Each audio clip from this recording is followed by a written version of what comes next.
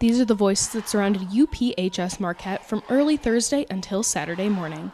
At 6:59 a.m., the chanting stopped. The nurses scheduled for their 7 o'clock shift walked together towards the door, delivering on the promise they made to return to work upon the ending of their strike. The doors, however, refused to open. Nurses, the bargaining team, and community members then rallied at the UPHS Marquette RN office to close out their strike. So remember the fact that they would rather have these temp people that they brought in from out of town caring for our patients than allowing us to come back to work when we said we'd be back to work. We belong in that building.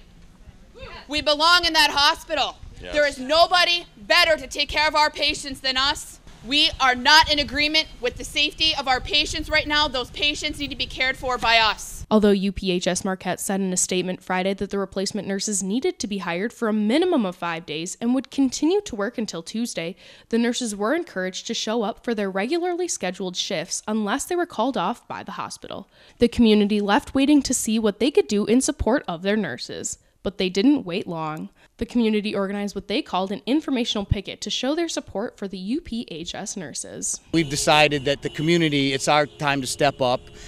They're trying to protect us. They need to have our backs in the community, and that's why we're here. We're all going to need them at some point in time, all these nurses in there, and we want safe staffing levels, we want quality nurses, and when we need that facility, they are your best friend that you could ever have in the world in there, and they truly are. We want them to be back doing that.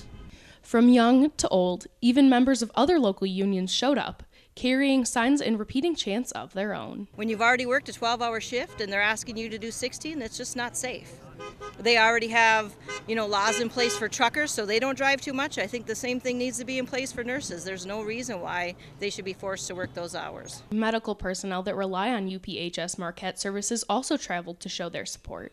I came out today because I'm first and foremost a UPer. Every once in a while I have to consider a transfer of a patient who is high risk obstetrics or premature, or after a baby's delivered we have to send that child to the NICU here, and so it's imperative that I can trust that this hospital has adequate staffing. According to their latest statement, the Michigan Nurses Council will continue to work on a fair contract that includes safe staffing. They are also asking the community to make signs and hang them in their homes or businesses to show their support until an agreement has been reached with the hospital. Reporting in Marquette, I'm Alyssa Lambert for ABC 10 and the CW5.